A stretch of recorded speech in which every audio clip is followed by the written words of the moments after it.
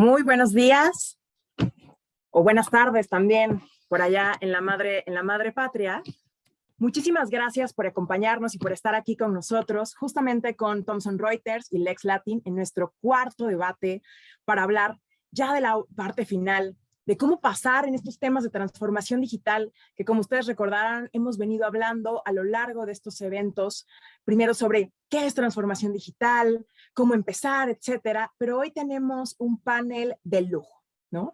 Y es justamente porque vamos a aterrizar todo esto que hemos aprendido de manera conceptual a la práctica, ¿no? Como lo dice el título de este webinar. Y estoy muy contenta porque el día de hoy tengo aquí frente a mí, ¿no? Digitalmente, ni modo, así nos ha tocado, a Lola Conde. Lola es la directora de Asesoría Jurídica Corporativa en Santander. Además, es licenciada en Derecho Español y comunitario por la Universidad de CEU de Madrid. Tiene el premio extraordinario en esta universidad. Actualmente, cursa una diplomatura en Ciencias Políticas y ha cursado numerosos estudios de posgrado y desarrollo directivo, tanto técnicos como de gestión, en instituciones prestigiosas como el IE Business School, en donde obtuvo un MBA multinacional con deusto en Estados Unidos. En 2016 asumió el reto como Santander Chief Operation Officer, destacándose en ámbitos tan diversos como nuevas tecnologías, la innovación, IT y operaciones, banca retail, recursos humanos, entre otras. Actualmente se desempeña como la directora para la asesoría jurídica corporativa para las divisiones y áreas de comunicación y marketing, así como de inmuebles y servicios generales, con carácter global, y a la Fundación Banco Santander, así como copresidenta de la sección de abogados de empresa del Ilustre Colegio de Abogados de Madrid. Bienvenida, Lola. Muchas gracias a Thomson Reuters, a Lex Latin por recibirme y a ti, por supuesto, Rosa, por tu presentación, en la que efectivamente quería aclarar que no soy la directora de la asesoría jurídica del Santander, que es una cosa que le corresponde a gente, por supuesto, mucho más inteligente y estupenda que yo, porque el Santander es algo muy, muy grande, tanto en España como en Latinoamérica. Buenos días a los que están aquí y buenas tardes a los que desde Estados Unidos o desde Latinoamérica nos acompañan. Muchas gracias por la invitación. Gracias, Lola. Y también contamos con Paul Handel. Denme un segundito, ahí está. Paul Handel es socio de Sija Tech en España. Se especializa en el diseño y desarrollo, así como la implementación de nuevas formas de prestación de servicios legales, que integran el talento humano, el proceso, los datos y la tecnología. Su práctica se enfoca en soluciones tecnológicas de CLM y de e-billing, administración de asuntos legales, automatización del razonamiento legal y análisis de contratos. Es sumamente interesante, además mediante inteligencia artificial. Ha sido nominado en el año 2022 como abogado del año en Digital Tech por Iberian Lawyer. Bienvenido, Paul. Muchas gracias, Rosa, y también saludos a todos los que se están conectando. Es un placer estar aquí con vosotros. Maravilloso. Y bueno, ya sin más preámbulo, vamos a entrar con este webinar que tiene muchísima carnita para explotar. Y bueno, Lola, vamos a empezar contigo. Y es que en tu trayectoria en la institución justamente estaba viendo y dije, wow, es sumamente interesante. Tienes muchos años en la institución y por supuesto como abogada, pero además como abogada innovadora, ¿no? Seguramente te ha tocado ver diferentes transformaciones y cambios. ¿Nos podrías platicar un poquito, tanto a nivel personal como a nivel institucional, cómo ha sido enfrentar estos procesos de transformación digital, tanto en lo personal como en el área jurídica de Santander? Bueno, pues muchas gracias por la pregunta. Efectivamente, soy una abogada que podría denominarse innovadora, pero ya bastante senior. Como sabéis, llevo trabajando dentro de la asesoría jurídica del Grupo Santander desde hace más de 22 años. Y una de las primeras cosas, entre las múltiples cosas que he hecho, yo siempre digo que en el grupo he tenido la posibilidad, incluso manteniéndome en la asesoría jurídica de la misma compañía, he tenido la posibilidad de hacer como 5 carreras profesionales por las diferentes cosas que he tenido la oportunidad y el privilegio de hacer dentro del grupo. Lo cierto es que una de las cosas que primero asesoré fue el área de e-business en el año 2000, en plena burbuja y boom de Internet. Estar allí y estar 20 años más tarde aquí y en plena transformación digital del mundo, me hace ver, bueno, pues las cosas con mucha perspectiva. También he sido asesora jurídica de tecnología y operaciones a nivel global y por tanto siempre digo y dicen mis compañeros, le ocurre también a tu socio director Alejandro Touriño, Paul, encantada de estar contigo y compartir este panel. Siempre decimos que aquellos que tuvimos la oportunidad de empezar en el mundo de la tecnología, de las nuevas tecnologías hace 20 años, tenemos un punto de ventaja competitiva porque hemos tenido una relación muy directa con la tecnología, es algo que no nos extraña y la transformación digital tiene que ver con la evolución tecnológica, su rapidez, el mejor uso y la eficiencia y optimización de la misma, pero también tiene que ver con la transformación de culturas, de equipos, de formas de hacer las cosas, de salir de zona de confort, de resiliencia. Y yo he estado involucrada muy directamente en el grupo de los últimos 6 años, mientras realizaba la función que creé como Chief Operating Officer de Santander Legal a nivel global, muy involucrada en todo el cambio y transformación, partiendo del objetivo de transformación digital estratégico del Grupo Santander a nivel mundial. Con lo cual, una privilegiada me ha tocado en primera persona y lo hacía, en cierta forma, bajo una perspectiva de haber vivido ya algo similar, seguramente fuera de Momentum, pero con un conocimiento que me ha servido, ha incorporado durante todos estos años para conocer muy bien el grupo y aplicar lo que era necesario en este momento. Es una trayectoria sumamente interesante y eso me recuerda mucho, yo estaba en otro banco, ¿no? Competencia directa de Santander, y me recuerda mucho uno de los jefes, ¿no? Igual ya se jubiló, pero nos decía, Rosy, al final del día nosotros como abogados más senior, nos han tocado transformaciones mucho más drásticas que la que estamos viendo ahorita, ¿no? Pasamos de tener un asistente que pasaba todo lo que teníamos a mano, a máquina de escribir, a luego tener computadoras, a luego correo electrónico, y si pudimos con eso, podemos con mucho más, ¿no? Esto para quienes, sobre todo para quienes se excusan y dicen, no, ya estas generaciones ya no pueden con estas transformaciones, sino que al contrario, es justamente tomar este ejemplo de los que ya vivieron todas estas transformaciones para todo lo que estamos enfrentando al día de hoy. Muchísimas gracias. Ahora, Paul, aquí hay algo bien interesante porque Écija fue reconocida como una de los despachos, pues una de las firmas, ¿no? Para toda Latinoamérica, una de las firmas más innovadoras en Europa, ¿no? ¿Qué es justamente lo que ha llevado a Écija a ser reconocida como una de las firmas más innovadoras de toda Europa? Y sobre todo, ¿cuáles crees que sean entonces los primeros pasos a seguir de todas las personas de firma que nos están acompañando el día de hoy para que puedan entrar también a este proceso de innovación? Pues bien, Rosa, sí, efectivamente, yo creo que a raíz de esa nominación como firma más innovadora de Europa, la innovación desde nuestro punto de vista tiene que ver mucho con la transformación digital, pero también conlleva otro tipo de factores. Es decir, para ser innovador no necesariamente uno requiere acompañar ese proyecto de innovación con una herramienta tecnológica, sino que muchas veces se puede ser bastante innovador por otros medios, ¿no? Desde la forma en que uno plantea los servicios, de las áreas que uno empieza a atender como despacho de abogados. Por ejemplo, en Écija siempre nos hemos encontrado a la vanguardia y en la capacidad de asesorar a nuestros clientes en los últimos desenvolvimientos de las tecnologías, ¿no? Es decir, cuando surge blockchain, cuando se empieza a utilizar inteligencia artificial, cuando surge el modelo de negocios por medio de las plataformas, ahora que estamos hablando de criptomonedas, más recientemente sobre el metaverso.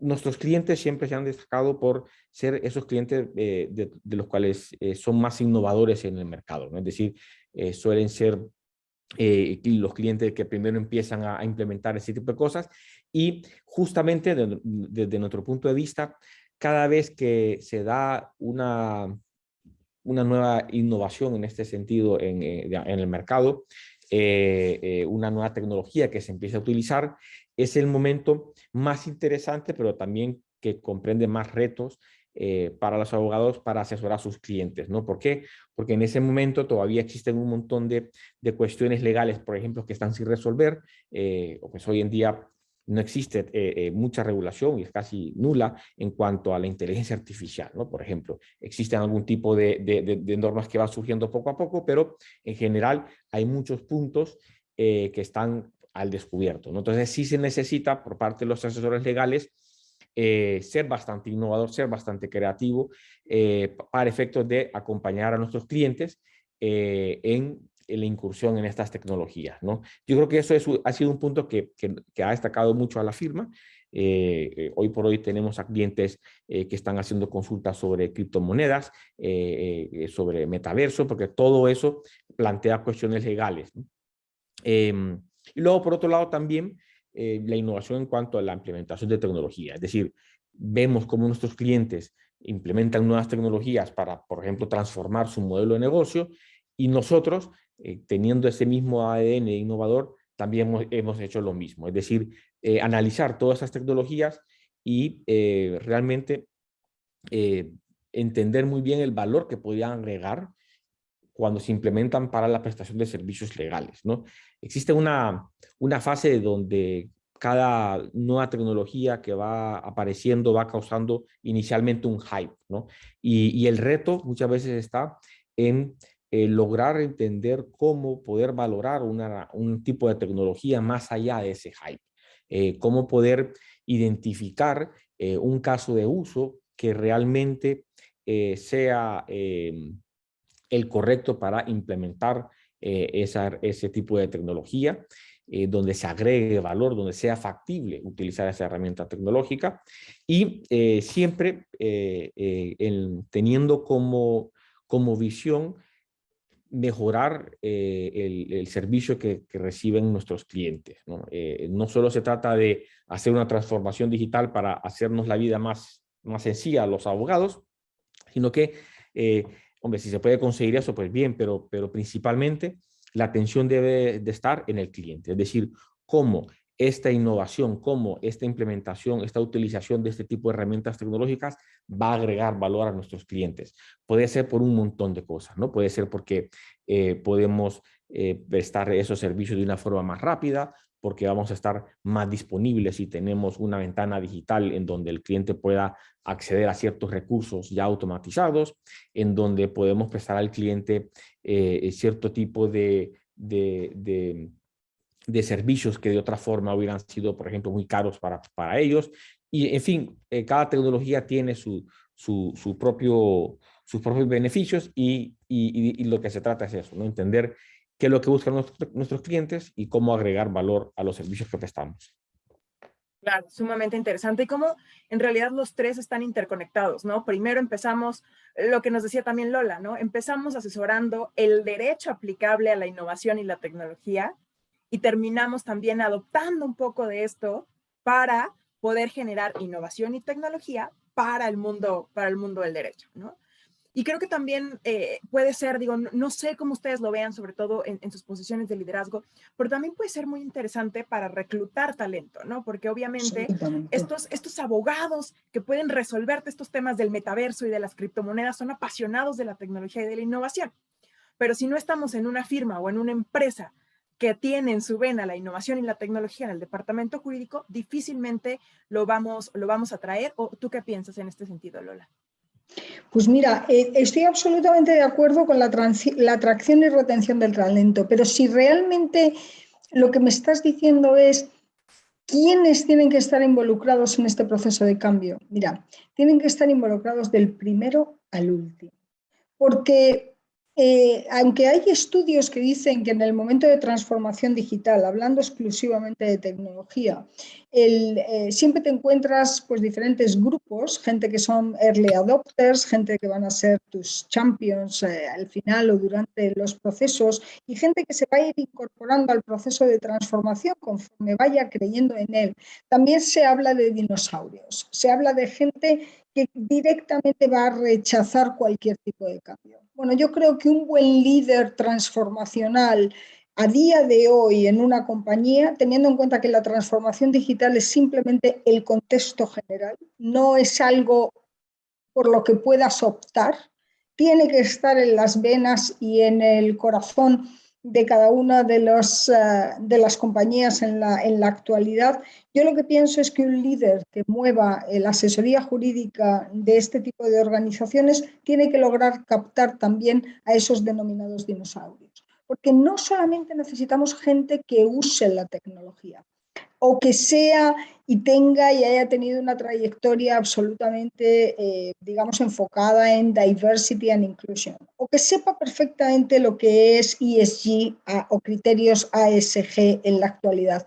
Eso es ser innovador, pero es mucho más importante ser innovador apostando por este tipo de cambios dentro de las firmas por parte de socios senior, por parte de managing directors de alto nivel, preparadísimos, que son role models para todos y cada uno de los abogados que trabajan para ellos y que realmente hacen el primer movimiento en este sentido transformacional, sin saber realmente ellos a veces utilizar una tecnología más allá de su propio smartphone, sin haber llegado a entender perfectamente lo que es el blockchain, como casi nadie lo sabe, ni desde un punto de vista jurídico ni desde un punto de vista tecnológico, sin saber lo que es la computación cuántica, sin saber lo que es el metaverso. Sin embargo, lo que tienen, y ocurre mucho en Latinoamérica, en la mayoría de los países latinos, lo que tienen es un espíritu emprendedor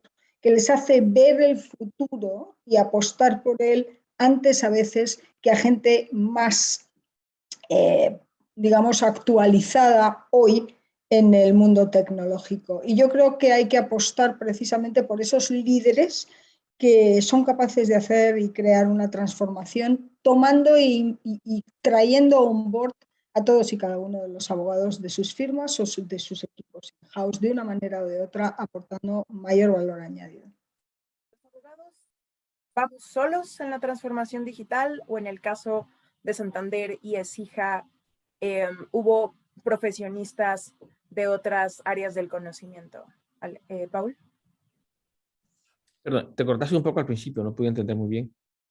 Si vamos solos en estos temas, ¿no? Justamente lo que dice Lola es obviamente súper importante que el equipo de liderazgo reconozca cuáles son los elementos que tiene, pero el equipo de liderazgo va solo, decide solo, hace la estrategia solo, o hay otras personas de otras áreas del conocimiento, otros profesionistas, no abogados, que se involucran en estos procesos para nosotros.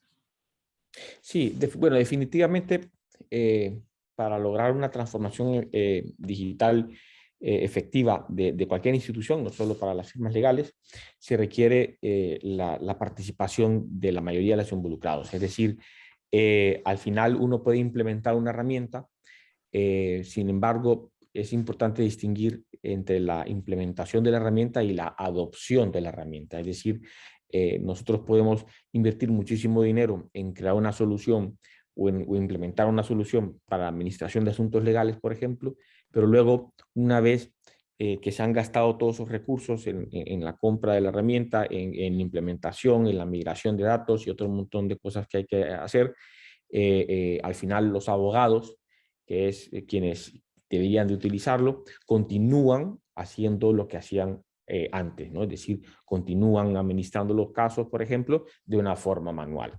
No adoptan esa herramienta. Y eso se debe, sí o sí, por una mala planeación al momento de hacer ese proceso de transformación digital.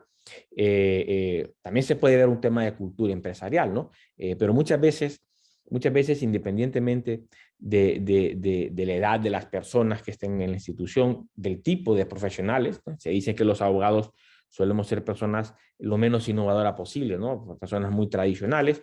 Sin embargo, desde mi punto de vista, juega un papel muy importante que en qué momento involucras a las personas que van a finalmente utilizar esa nueva herramienta, por ejemplo, en el proceso, ¿no? Es importante tener un programa de comunicación muy bueno, en donde se vaya dando a conocer a esas personas que van a ser afectadas en cuanto a su forma de trabajar por la implementación de la herramienta, comunicarles sobre el proyecto, lograr hacer talleres en donde participen en el diseño de esa nueva solución, en donde ellos puedan también aportar, por ejemplo,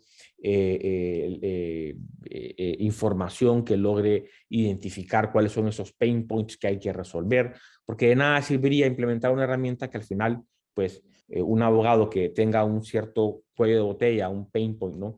Que después de implementar la herramienta continúe, ¿no? Existiendo eso. Eso obviamente desmotivaría a esa persona a hacer cualquier cambio. Entonces, el éxito de la transformación digital depende en las personas, ¿no? No se trata de herramientas ni de procesos, esos son como los instrumentos, pero al final el éxito de una transformación digital es cuando las personas dejan de hacer las cosas como lo hacían antes y empiezan a implementar un nuevo proceso, una nueva técnica, una nueva herramienta para hacerlo, ¿no? Entonces sí, definitivamente hay que involucrarlos. Y al final sí que es necesario en algunos casos traer quizás no gente de afuera si si no se tiene conocimiento, pero sí que en efecto hemos visto cómo tanto asesorías jurídicas como despachos de abogados van incorporando roles en su personal que no solo son abogados, ¿no? Sino que son project managers, son legal operation managers, gente encargada de innovación, ¿no? Y todo esto al final lo que estamos viendo, y es un término que se está acuñando poco a poco, especialmente en el Reino Unido, es un término de abogado híbrido, se le llama legal engineer o legal technologies, ¿no? Todavía se está debatiendo qué significa qué, pero que al final lo que quiere decir es pues un abogado que obviamente tiene una formación jurídica, pero que ha estado mucho en contacto con la tecnología y logra, desde su forma, logra desarrollar una forma de pensar más sistematizada que le ayuda a poder, por ejemplo, implementar este tipo de herramientas en la prestación de los servicios legales de una forma más fácil, ¿no? Entonces, sí que están surgiendo esta nueva figura también de abogados. Claro que sí, excelente. Y en tu caso, Lola, ¿cuál es el tipo de diversidad que hay dentro del departamento jurídico en cuanto a profesionales? Y la segunda pregunta que me gustaría hacerte es, también, desafortunadamente, también tenemos que tocar este tema que a lo mejor para muchos no es tan bonito, que es el tema del presupuesto, ¿no? ¿Cómo manejar un presupuesto dentro del departamento legal para estos temas de innovación y tecnología? Pues mira, te voy a decir algo que a lo mejor parece que no estoy contestando, pero es cierto lo que te voy a decir. Primero, involucración, como te decía, de todos, pero sobre todo alineados a la estrategia y a la cultura de la compañía. Y cuando digo esto, digo, por ejemplo, en el caso del Santander, de forma eficiente. En el caso del Santander, poniendo foco en el cliente. En el caso del Santander, colaborando. En el caso de Santander, acelerando los procesos y tomando las decisiones de forma rápida. En el caso del Santander, haciendo speak up, diciendo las cosas que son, como decía Paul, puntos de dolor. Lo que necesito, haciendo procesos de escucha clarísimos, no solo de los compañeros abogados, sino del resto de la organización y, cómo no, de los clientes. Al final, si tú realmente respetas al cliente y haces un asesoramiento para tu compañía, que es una compañía responsable, en el fondo tú lo que quieres, imagínate desde el punto de vista financiero, es que tus clientes entiendan, por ejemplo, los contratos. El derecho a entender del consumidor y usuario, el derecho a entender de nuestros clientes, para nosotros tiene que ser un revulsivo, una motivación total a la hora de realizar esos contratos de forma mucho más simplificada, mucho más clara. No es un tema de cómo somos los abogados. Los abogados tenemos que empezar a ser no solo abogados desde un punto de vista técnico, sino mirar hacia afuera, tener en cuenta que somos parte del negocio, poner en valor nuestra función, facilitando a la alta dirección de una compañía, sea cual sea su tamaño o sector, y al resto de las áreas su actividad. Y por eso para mí es fundamental realizar las cosas, como te digo, muy alineadas a la estrategia. Nosotros en un grupo, nosotros de miles de formas, con una diversidad innata dentro del grupo que hace que la gestión de la diferencia sea parte de nuestro ADN. ¿Incorporando a quién? Bueno, por ejemplo, en Brasil tenemos un equipo de más de 70 personas dirigidas por una persona que no es abogado, reportando directamente al General Counsel del país, que está en el comité de dirección del país, y esa persona es licenciada en Business, licenciada en Administración y Dirección de Empresas, y tiene pues desde perfiles tecnológicos, perfiles de ingenieros, perfiles de marketing, perfiles especialistas en el análisis de datos y la explotación de datos, y por eso puede hacer junto a la gente de finanzas la gestión de las provisiones para los supuestos de litigios, pero simultáneamente puede crear procesos de innovación legal tech o realizar trabajos en equipo y en colaboración para todo el equipo jurídico. Muy importante que involucremos a todos. Presupuesto, sé del Santander, puro Santander, eficiencia. Y cuando digo eficiencia, no digo menor coste. Utilizo las dos partes de la fórmula de lo que es el ratio de eficiencia. Es decir, mayor agregación de valor, mayor aportación de valor al menor coste. Eso es lo que es el ratio de eficiencia. En una compañía como el Grupo Santander, que tiene un ratio de eficiencia del 45%, uno de los más bajos y por tanto uno de los mejores del mundo dentro del sector financiero, pero también dentro del sector empresarial en general, no se nos puede más que exigir que aportemos el máximo valor con el menor coste. Aplicamos un principio que los abogados conocemos perfectamente, que es el principio de proporcionalidad, y vayamos de menos a más. Y os cuento una anécdota, el que fue CEO de General Electric, Jack Welch, me dijo, necesitas un presupuesto fundamentalmente para permitir la prueba y el error, pero necesitas gente que se equivoque rápido y vuelva a intentarlo rápido. Por tanto, mucho presupuesto sin perfiles de innovación o de transformación digital en su mindset no van a dar los resultados que un presupuesto bajo dará si los involucrados en ese proceso son los más posibles, lo más diversos posibles y con habilidades como la creatividad y el pensar fuera de esa caja y sin miedo, que el miedo limita, con ganas de salir de esa zona de confort. Por supuesto, qué valiosas lecciones, Lola. Y en el caso de Paul, bueno, obviamente la naturaleza en temas de presupuesto de un departamento jurídico de una empresa y un despacho son completamente distintos, ¿no? En temas de presupuesto, Paul, ¿cómo construirlo para una firma? Sí, y has tocado un punto muy importante y es que muchas veces para una asesoría jurídica, la innovación, o por lo menos ese es lo que se tiene en mente, está más encaminada a ahorro de costes y para las firmas que la prestación de servicios legales es la forma de obtener ingresos, entonces la tecnología se ve como una herramienta para poder obtener más ingresos. Entonces son dos perspectivas distintas.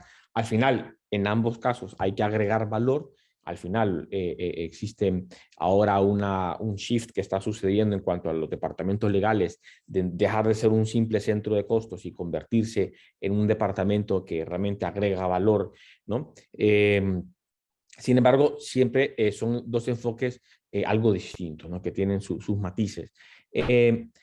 Yo siempre he dicho que cuando uno implementa una herramienta tecnológica o hace algún tipo de implementación de alguna innovación, existe un término que se llama el retorno a la inversión, es decir, uno va a invertir algo y está esperando un retorno. Entonces, para obtener ese retorno a la inversión, se necesitan hacer muchas cosas previamente a decidirse hacer esa inversión, ¿no? Desde identificar los casos de usos, desde seleccionar la herramienta adecuada. Muchas veces existen despachos o compañías que definitivamente necesitan implementar y necesitan invertir en una herramienta tecnológica, tienen los casos de uso adecuados, ¿no? Sin embargo, la elección de la herramienta falla, ¿no? Es decir, por desconocimiento del mercado. No es un sector tampoco muy fácil de navegar porque existen muchas herramientas en el mercado, muchas startups, muchas propuestas distintas, muchas técnicas distintas. No existe todavía una consolidación en cuanto a una estandarización de cuáles deberían de ser las funcionalidades estándar de una herramienta, por ejemplo, para la gestión de contratos, sino que cada herramienta tiene su propia propuesta, ¿no? Casi que. Entonces, es muy fácil equivocarse en elegir la herramienta y eso podría suceder de que no sea la adecuada y al final no resuelva los problemas y no se obtenga ese retorno de la inversión. Y la implementación de la herramienta sea efectivamente un gasto. Es decir, lo que normalmente debería suceder es que la implementación de una herramienta sea un ahorro en todo sentido. Es decir, no puede ser de que se vea como un lujo hacer esa innovación. Es decir, la innovación debe ser un modelo en que se busque, como decía Lola, una eficiencia, que siempre existe un retorno a la inversión, que ese retorno a la inversión se pueda materializar en distintas maneras. Pues sí, puede ser económicamente, puede ser más ingresos, puede ser menos gastos, puede ser más fidelidad a los clientes, puede ser un montón de cosas. Cómo se mide ese retorno a la inversión, pero que efectivamente tiene que haber más valor en lo que uno obtiene que el valor económico de la inversión. Eso es definitivamente algo en que debería ser la finalidad principal del proceso de implementación de la herramienta, ¿no? Desde su identificación de casos de usos hasta todas las gestiones que se hagan de gestión del cambio para que la herramienta sea adoptada lo más rápido y por el mayor número de personas, ¿no? En la medida en que se haga este proceso de implementación de la herramienta desde la de casos de uso, selección, implementación y gestión del cambio, nos vamos a asegurar de que exista. Entonces, para ese tema de presupuestos es eso, ¿no? Al final, también un punto importantísimo que tocó Lola es, tiene que existir esa cultura de innovación, es decir, no puede, tienen que existir aquellos incentivos necesarios que logren que las personas puedan pensar, como decía Lola, fuera de la caja, ¿no? En soluciones más innovadoras sin miedo a equivocarse, ¿no? De manera de que se logren salir con las ideas más innovadoras, ¿no? Entonces, yo creía que para este tema de transformación digital existen como dos planes, por decirlo así. Uno, es decir, para innovar no siempre se necesita salir con un nuevo descubrimiento. Es decir, para una firma legal, pues existen en el mercado muchos casos de usos, muchos casos de éxito de otros despachos, de otros departamentos legales que han implementado otro tipo de herramienta en donde ya está comprobado que esta herramienta pues funciona siempre y cuando se implemente bien y cuáles son los beneficios que traen este tipo de herramientas. Entonces, al final, pues no hace falta arriesgar tanto para equivocarse en tomar una decisión de adoptar una herramienta que ya está prácticamente probada en el mercado. Sí que se necesita ese incentivo, ese tal vez riesgo de decir, bueno, si me equivoco puedo perder un poco de dinero en tratar de utilizar herramientas más innovadoras, es decir, en tratar de llegar a soluciones que todavía el mercado no ha adoptado de una forma masiva y que ahí es donde está lo más interesante de todo, ¿no? Es decir, vamos a utilizar la inteligencia artificial, o vamos a utilizar un blockchain, o vamos a utilizar, ¿no?, otro tipo de proceso o metodología para lograr tener un resultado que ninguna otra compañía o ningún otro despacho de abogados ha tenido, ¿no? Entonces sí que para eso se necesita una mentalidad bastante abierta y también una administración de la innovación de forma estructurada y sistematizada, en donde existan esos incentivos, como te decía, en donde exista un procedimiento para poder capturar las iniciativas de innovación que puedan existir, para poder trabajarlas, para que pueda existir como un funnel, un innovation funnel, ¿no? Para que pueda ir luego uno seleccionando cuál debería ser la innovación que se va a invertir y luego ir midiendo el éxito o el progreso de eso, ¿no? Entonces sí que hay un montón de cosas que hacer y creo que en el sector legal, algo que tú decías al principio, y con esto termino esta respuesta, y es que efectivamente antes ha habido muchas innovaciones como el paso del fax al correo electrónico o el paso de archivar los documentos en archivos físicos a archivarlos en la nube, y otro montón de cuestiones, ¿no? Sin embargo, yo creo que estamos entrando a una fase en donde ya el correo electrónico, la nube, las plantillas de Excel van a quedar como en el pasado, y se viene una nueva generación de herramientas por estas nuevas tecnologías, que yo creo que sí que vamos a ver en los próximos 10 años una transformación digital en el sector legal como nunca antes se ha visto en historia, ¿no? Y por lo tanto, se trata de motivar a las personas para que se animen a entrar a este tipo de movimientos, ¿no? Y que aprendan lo que está sucediendo y las tecnologías que podrían causar este tipo de impactos, ¿no? Claro, ¿no? Muchas veces queremos asesorar incluso a nuestros clientes, lo que decías hace rato, ¿no? En temas de innovación, y ni siquiera estamos usando cuestiones tan básicas, o sea, ya ni siquiera estamos hablando de un CLM, etcétera, ¿no? Cuestiones tan básicas como pequeñas herramientas de tecnología en Office o la nube, ¿no? Que es tan buena y tan, obviamente, la nube correcta, ¿no? Hay que tener cuidado donde tenemos nuestros datos, pero a veces que este tipo de miedos a la innovación o a la tecnología tan básica como hoy ya lo es la nube, ¿no? Ni siquiera estamos hablando de inteligencia artificial, la nube. Y muchos abogados todavía tenemos este mindset con estos viejos mitos de no, porque es súper peligroso, ¿no? Y si tú tienes un correo electrónico, felicidades, ya tienes tus datos en la nube. Y en este sentido, Lola, seguramente te ha tocado ver cosas buenas, cosas con un poco más de áreas de oportunidad, altas y bajas en estos procesos de transformación digital. ¿Cuáles son los retos que has visto que ha enfrentado el departamento jurídico y también tú en lo particular para poder hacer esta transformación digital en el ámbito legal? ¿Qué lecciones has aprendido y qué cosas nos podrías compartir para no cometer estos mismos errores? Pues mira, os puedo compartir una experiencia que es una experiencia personal, pero que cuando digo personal es una experiencia del Departamento Jurídico de Santander Legal.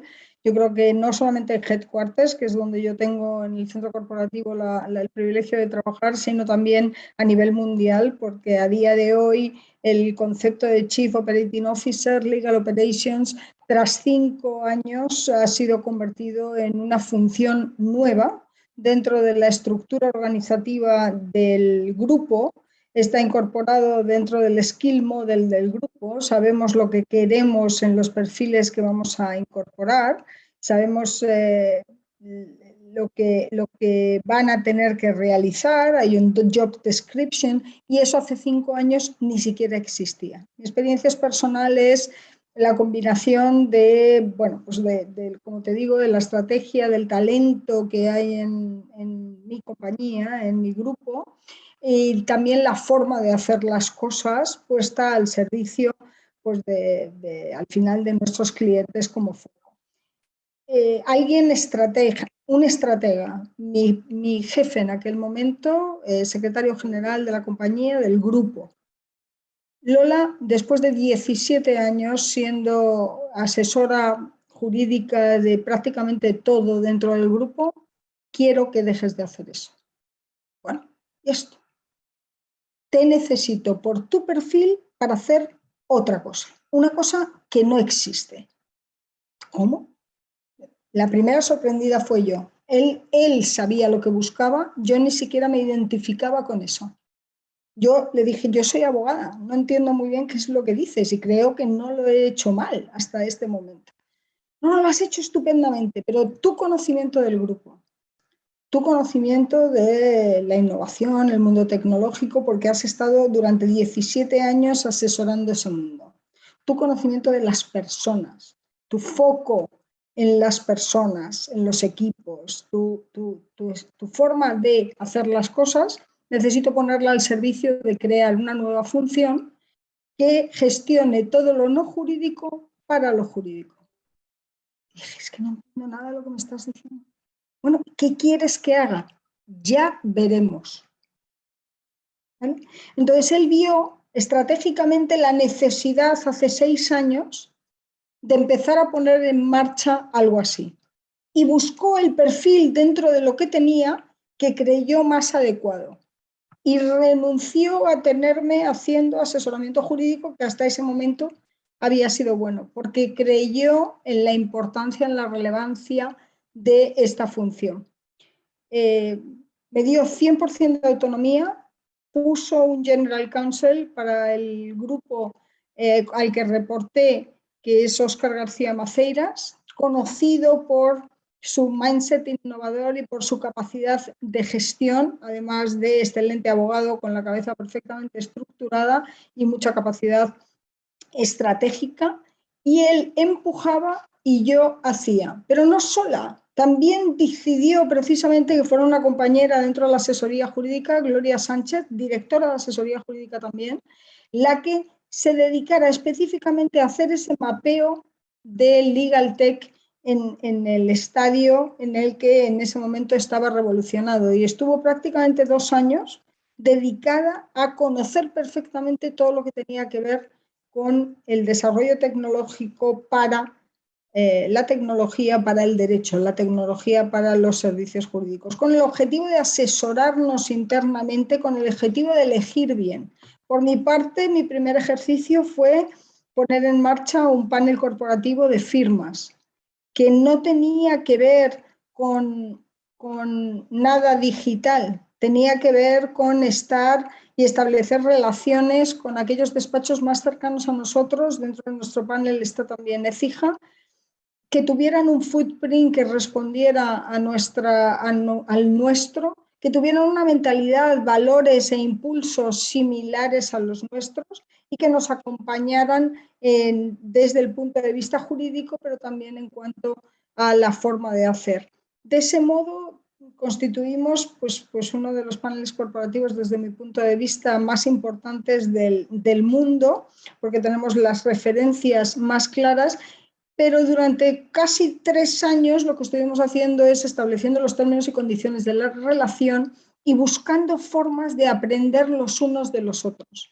Aprender, enseñar el conocimiento, la correcta gestión del conocimiento, tanto dentro del equipo como con todos los stakeholders, como con todas las áreas de la compañía, como con todos los países de nuestro grupo, para entender la diferencia y ponerla en valor, para adaptar, importar y exportar principios y actividades que se realizan en uno y otro lado del mundo y combinados adecuadamente, darles la potencia para que sean principios a seguir por todos. Esa ha sido mi tarea a través de la realización de múltiples funciones.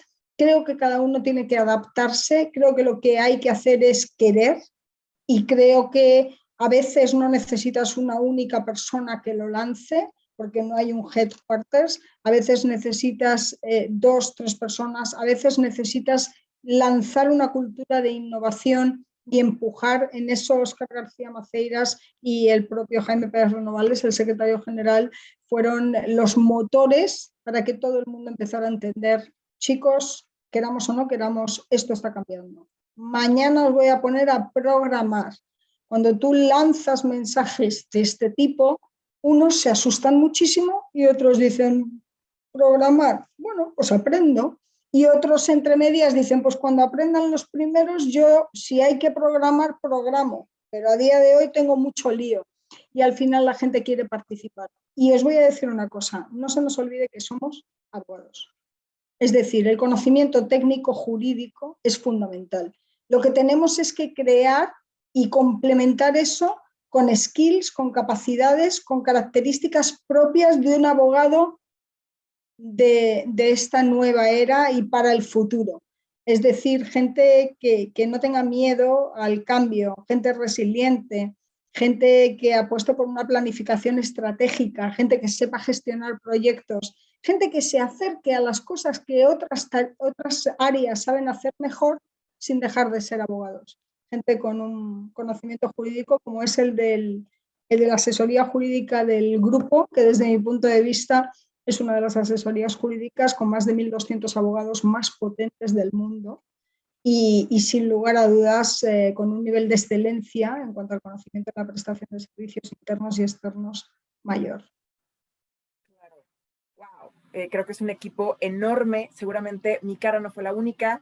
que soy la que está aquí en la cámara. Seguramente varios de mis compañeros que están aquí conectados hicieron la misma cara, ¿no? Y qué reto tan enorme transformar una organización tan grande. Pero aquí rescato justamente esta idea de la colaboración que hoy ya hace en otros sectores, que es generar un ecosistema para aprender todos de todos, ¿no? Y ojo con los que nos están escuchando, que son firmas de abogados que están esperando a que se transformen sus clientes hablando de departamentos jurídicos, porque en realidad lo que va a suceder con estos departamentos jurídicos, como nos acaba de contar Lola, es que van a buscar firmas que se adecúen a este mindset de valores, de innovación, etcétera, ¿no? Nosotros en el Thomson Reuters Institute hay una investigación que se hace particularmente en Estados Unidos, pero está bien interesante, sobre el Legal Operations Index, justamente, ¿no?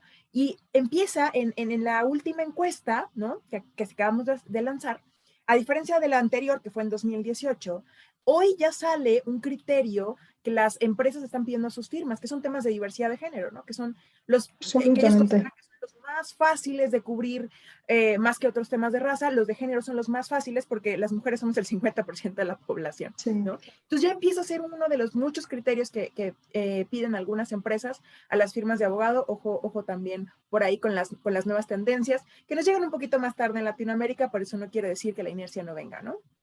No, pero te digo, yo tengo muchísima relación con Latinoamérica. De verdad, no. A veces los españoles también tenemos un punto de complejo, de que siempre estamos un poco por detrás. Nosotros somos una firma global, tenemos nuestros headquarters, nuestro centro corporativo, nuestra casa matriz en España, nuestros primeros bancos, digamos nuestros bancos más cercanos fueron bancos en Latinoamérica. Seguimos teniendo presencia prácticamente en toda Latinoamérica, incluyendo México, por supuesto. La región americana la dirige Héctor Grisi, que es mexicano, es el country head junto con Estados Unidos. Es decir, necesitamos saber que ese espíritu emprendedor del pueblo latinoamericano y de los abogados ya les está moviendo desde hace tiempo, y son los más senior los que son conscientes de que la sostenibilidad de sus firmas está precisamente en abrazar, embrace the change, abrazar esa innovación y abrazar ese cambio. Y lo impulsan, y tengo firmas con las que trabajamos, no quiero nombrar ninguna por no olvidarme de otras, pero firmas como Payet en Perú, absolutamente involucrados desde la dirección de la firma, desde los socios directores, Écija y todos los despachos con los que ha incorporado a su red dentro de Centroamérica. También tienen que ser despachos que cubran y estén digamos, visualizando este tipo de cambio. Proporcionalidad, sabiendo de dónde partimos. La diversidad no es solo de género, la diversidad es de todo. Entonces necesitamos saber de dónde partimos, hacer un autoanálisis, conocernos fenomenal, para luego estratégicamente ir evolucionando a un ritmo agile, a un ritmo acelerado para coger el ritmo del mercado y el estatus del mercado. Muchísimas gracias, Lola, por compartir esa parte. Y Paul, me gustaría preguntarte, obviamente sabemos que Écija ha hecho cosas muy buenas, por eso está donde está y por eso ha sido reconocido a nivel internacional, pero ¿nos podrías compartir algún, digamos, error o una lección aprendida de por ahí no va y entonces hicimos esto diferente? Bueno, sí, por supuesto, ha sido algo que para innovar, para mantenerse al frente, tanto en asesoría jurídica como en implementación de herramientas tecnológicas, uno tiene que, como bien dijo Lola, saber que uno puede equivocarse, pero lo importante es equivocarse lo más rápido posible. Es decir, cuando te equivocas lo más rápido posible, pues te da la oportunidad para que los efectos de ese error pues no vayan más allá, y también para, como bien dices tú, Rosa, ir rectificando el camino, ¿no? Entonces, nosotros cuando apostamos por algo, por ejemplo, ahora estamos entrando muy de lleno en criptomonedas, en asesoría jurídica de fan tokens, en asesoría jurídica de metaverso, sin estar muy seguros, por ejemplo, de qué va a pasar con todo ese tipo de tecnologías, ¿no? No sabemos si en efecto los fan tokens después de 5 años no van a ser una cosa del pasado, y todo el tiempo que estamos invirtiendo en la preparación de recursos, en el estudio de las cuestiones legales, en divulgar este tipo de servicios, al final no va a producir el efecto que uno quisiera, ¿no? Pero estamos ahí siempre al frente. Desde el momento que exista un cliente en donde ve que esa tecnología potencialmente pueda venir a hacer una disrupción en su sector y quiera entrar, nosotros tenemos que estar desde antes listos para poderle prestar esa asesoría jurídica a ese cliente en esos temas, ¿no? Entonces, es decir, nosotros, por decirlo de una forma, no tenemos una opción. Si queremos siempre ser para nuestros clientes ese sitio donde acudir en todo momento para plantear cuestiones que quizás nunca se habían planteado sobre tecnologías que tal vez la gente todavía no termina de comprender, ¿no? Esas empresas, esos clientes que quieran estar ahí, se necesita ese lugar donde tienen que estar seguros que nosotros vamos a tener una respuesta a lo que planteen. Entonces es un tema, el tema de por qué no tenemos opción nosotros, porque está en nuestro ADN, ¿no? Aparte que nos encanta.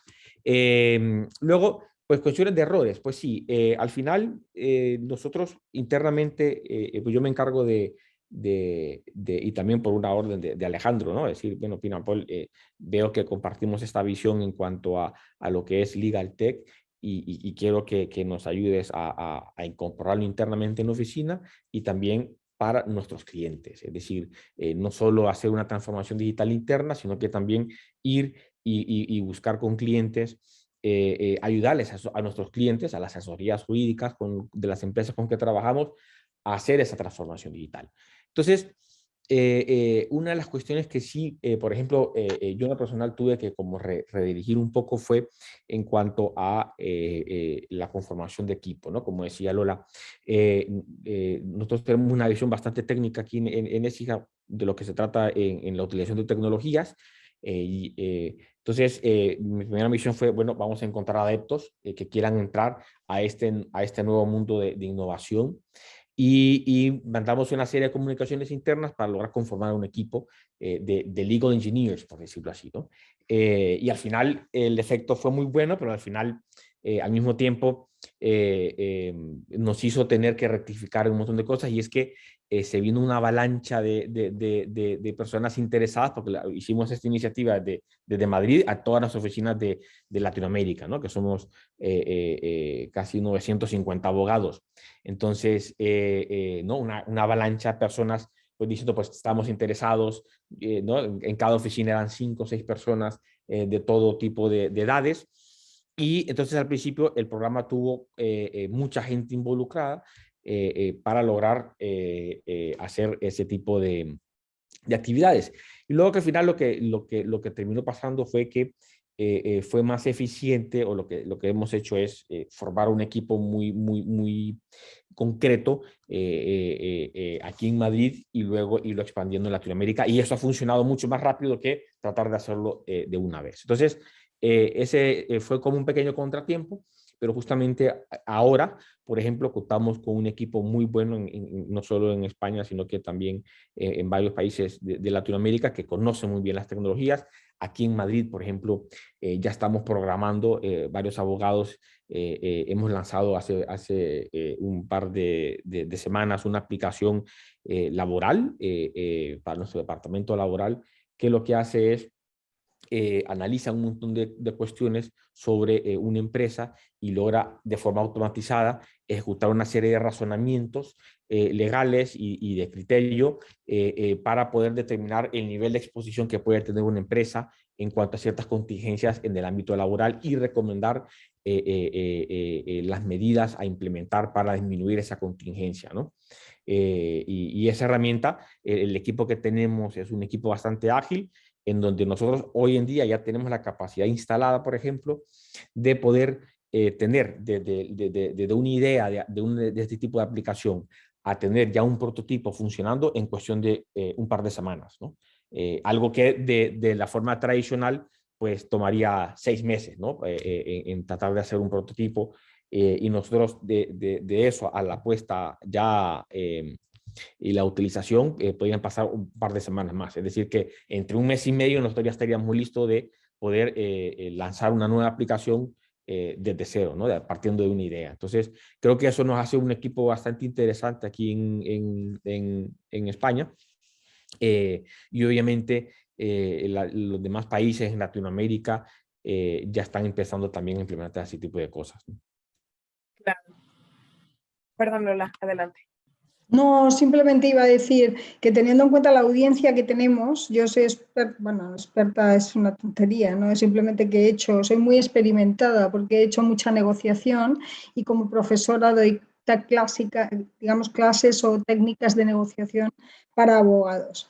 Y en la audiencia en la que estamos, deciros por favor que leáis el poema maravilloso de Mario Benedetti, Táctica y Estrategia. Táctica y estrategia es el punto de partida para cualquier proyecto de la vida y también para cualquier proyecto de transformación y de transformación digital o no de la cultura y de la forma de hacer las cosas en cualquier compañía, en cualquier firma. Mario Benedetti nos dice la diferencia entre lo que es la estrategia y lo que es la táctica, hablando de amor.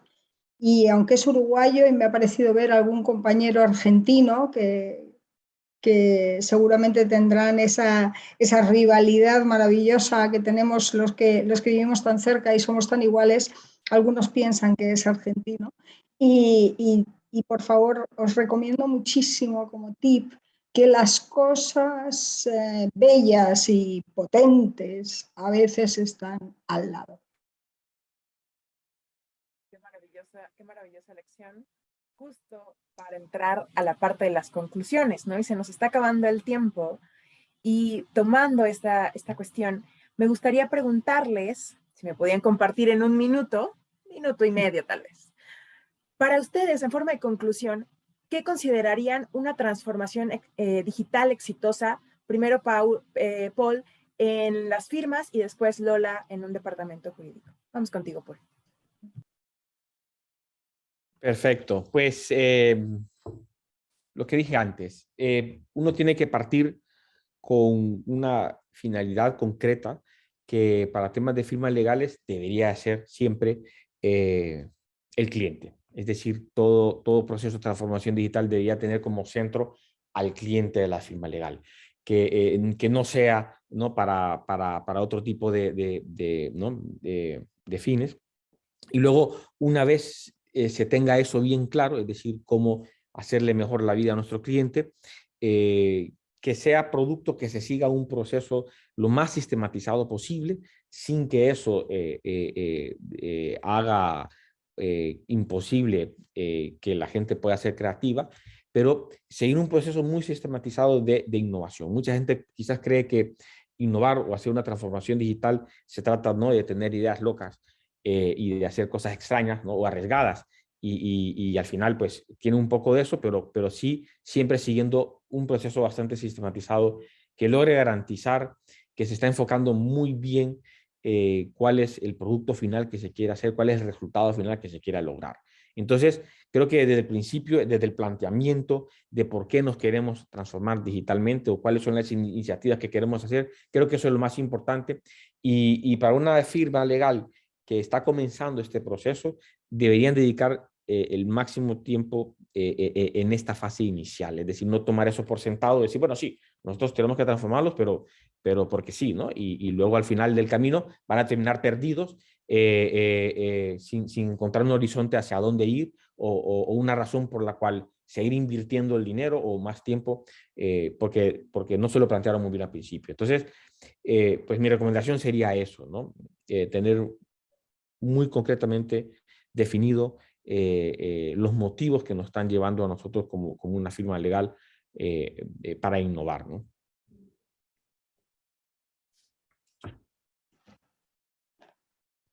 Yo, sinceramente, poco más que decir. Mucho ánimo, muchas ganas, mucho enfoque al cliente, mucho enfoque a los equipos, mucho conocimiento jurídico y mucho espíritu de adaptarnos y no tener miedo al cambio. Como os decía, para mí lo que más limita cualquier transformación es el miedo. Y en general el miedo limita toda nuestra capacidad de dar el 200%. Creo sinceramente que debemos de sentirnos cómodos en nuestras compañías, hacer sentir cómodos a nuestros abogados, en nuestras firmas, en nuestros equipos in-house, para que tengan la capacidad de idear, crear, innovar y que no vean un rechazo directo, sino que eso no cae en saco roto y se va incorporando en la cultura de la compañía. Pues a mí no me queda más que agradecerles y también comentarles que recientemente en nuestra alianza Thomson Reuters y LexLatin hemos sacado un estudio justamente de estos temas de cambios, no solamente de transformación digital, sino qué está pasando con la pandemia, el modelo híbrido se queda, se va, etcétera. Les acabo de poner la liga justamente en el chat para que, si ustedes gustan, puedan echarle un vistazo a este estudio de firmas latinoamericanas. Es uno de los primeros estudios 100% enfocado a las firmas en Latinoamérica hispanohablante. Por supuesto, todos sus comentarios, recomendaciones, etcétera, son completamente bienvenidas. Y por supuesto, agradecer a Lola y a Paul por compartirnos toda esta información. Y por supuesto que nos vemos en el siguiente webinar. Muchísimas gracias y excelente día a todos.